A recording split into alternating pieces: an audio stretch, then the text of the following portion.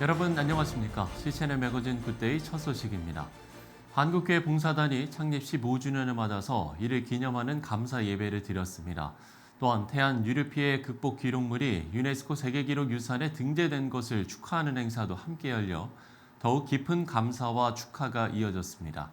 하효진 기자가 보도합니다. 섬김과 나눔을 실천하는 한국교회 봉사단이 창립 15주년을 맞아 감사 예배를 드렸습니다. 이와 함께 작년 11월 태안 유류 피해 극복 기록물이 유네스코 세계 기록유산에 등재된 것을 기념하는 축하식도 함께 열렸습니다. 지난 29일 명성교회에서 태안 유류 피해 극복 기록물 유네스코 세계 기록유산 등재 및 한국교회 봉사단 창립 15주년 감사 예배가 열렸습니다. 유네스코에 등재된 태안 기록물 중에는 한교봉이 앞장서 피해 극복을 도운 기록이 포함돼 그 의미가 더욱 큽니다. 먼저 한교봉 대표단장 김태영 목사의 사회로 일부 감사 예배가 시작됐습니다. 하나님께는 전심, 사람에게는 진심이라는 제목의 설교를 전한 한교봉 이사장 오정현 목사는 한국교회가 더욱 새로운 차원으로 올라가 이 시대를 섬겨야 한다고 강조했습니다. 한국교회는 끝까지 그리스도의 피의 복음의 은혜를 가지고 이 귀한 섬김을 잘 감당함으로 말미암아 한국교회 때문에 이민족의 역사가 새롭게 지필되기를 소망하는 것입니다. 뒤이어 태안 기록물 유네스코 등재를 기념하는 2부 축하식이 열렸습니다. 태안 지역 목회자들은 당시 피해 현장의 참혹함과 기적 같은 극복 과정을 생생하게 증언하며 하나님의 인도하심과 한국교회 성도들의 섬김에 감사를 전했습니다. 막말로 죽을 똥 살 똥 모르고 했습니다. 그런데 하나님은 힘 주셨고 한국교회가 힘내세요라는 현수막 한마디에 힘을 냈고 5월 31일 바다의 날을 끝으로 해서 방제작업 마칠 때에 태안 바다는 깨끗한 바다가 되었습니다.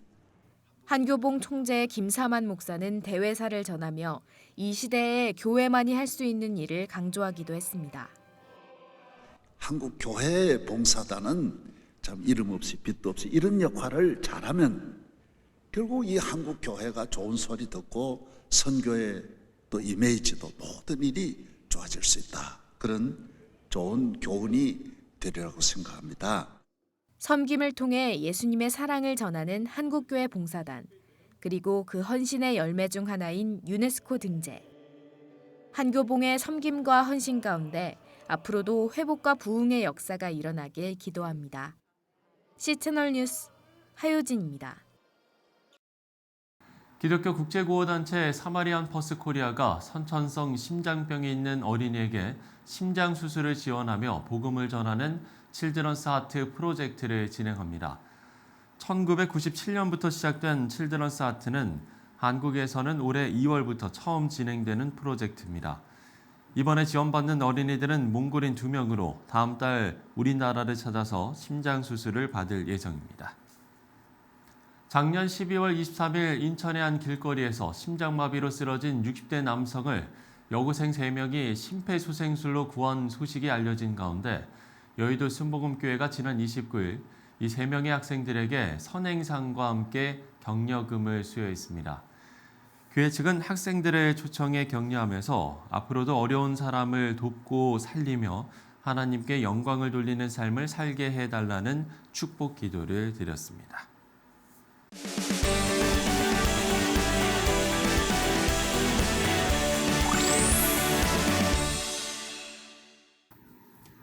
최근 서울시 교회와 시청협의회가 새 회장의 성석교회 송준현 목사를 추대했습니다. 오늘 저희 스튜디오에 모셨는데요. 목사님 안녕하십니까? 안녕하세요. 네.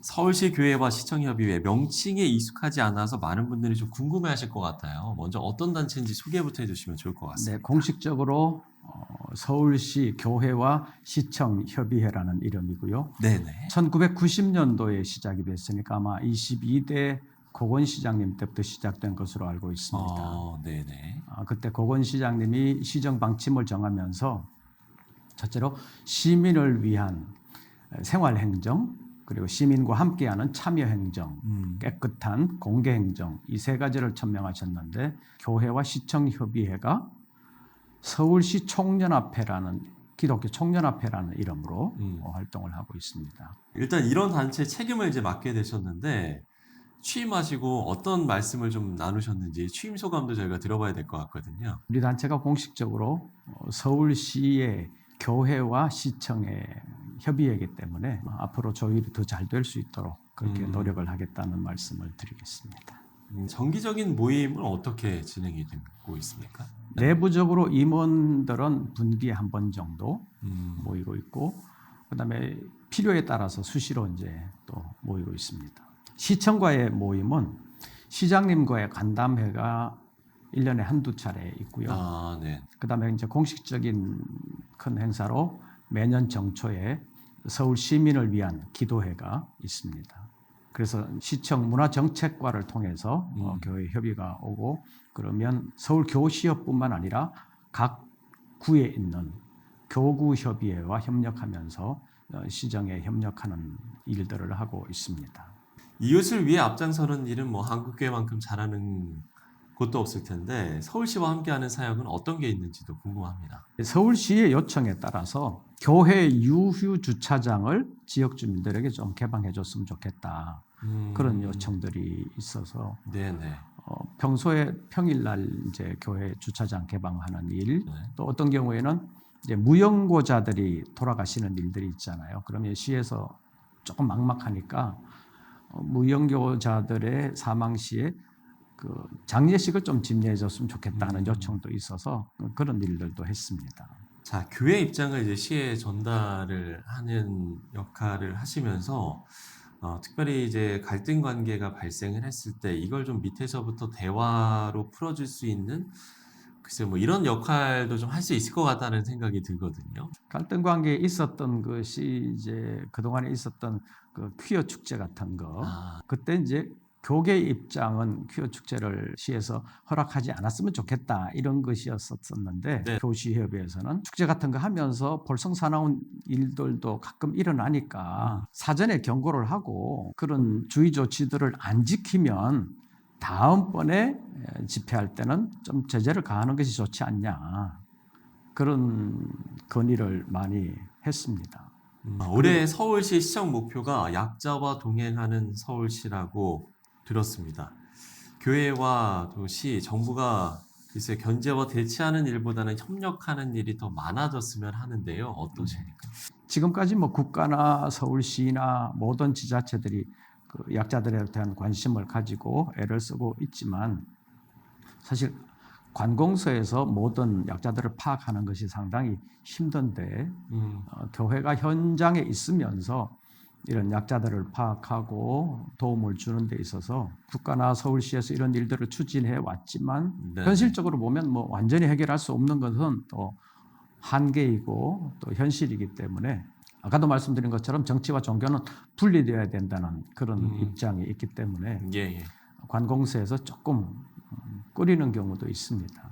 지자체장의 그 관심도나 성격에 따라서 조금 다르긴 하지만, 그래도 교회와 서울시, 교회와 정부 서로 간에 일을 하면서 예민한 부분이 있기는 하지만 그래도 미리 아예 배제시켜 놓거나 아니면 미리 복지부동해서 아무것도 안 하는 것이 아니라 서로 긴밀하게 협력을 해야 서로 윈윈하면서 가장 좋은 협력의 모델이 나오지 않을까 싶습니다. 끝으로 기도 제목과 함께 또 올해 이 서울시 교회와 시청협의회의 어떤 계획도 있으실 것 같거든요.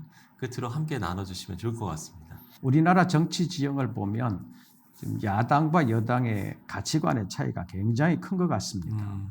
그래서 매사에 충돌하는 것처럼 보이는데, 이렇게 되면 국가 발전에도 좋지 않을 뿐만 아니라 또 국민들이 갈등할 수 있는 요인이 될 수 있기 때문에 국민의 한 사람으로서 국가를 위해서도 기도해야 되겠지만 또 제가 서울시 교회와 시청협의회 회장이라는 중책을 맡았기 때문에 교회와 서울시의 가교 역할을 하면서 교회 입장을 서울시에 설명을 하고 또 서울시의 정책을 하면서 이 종교 시책이라는 것은 교회 현장을 잘 반영을 해야 되는데 교회 현장이 반영되지 않은 그런 어설픈 종교 시책에 의해서 교회가 피해를 당하는 일이 없도록 노력을 해야 될 것입니다. 예. 그래서 이런 것들을 위해서 함께 기도해 주시고 협력해 주시면 감사하겠습니다. 자, 교회와 서울시의 가교 역할을 잘 할 수 있도록 저 역시도 생각날 때마다 기도하도록 하겠습니다. 자, 지금까지 서울시 교회와 시청협의회 회장 송준현 목사와 함께 이야기 나눠봤습니다. 목사님, 오늘 귀한 시간 고맙습니다. 감사합니다.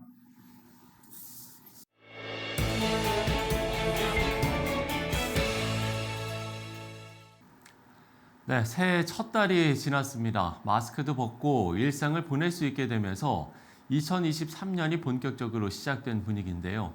말씀에 따라 순종하면서 나아가는 결단이 다시금 우리 안에 있었으면 좋겠습니다. 실천의 매거진 굿데이 오늘 순서는 여기까지입니다. 시청해주신 여러분 고맙습니다.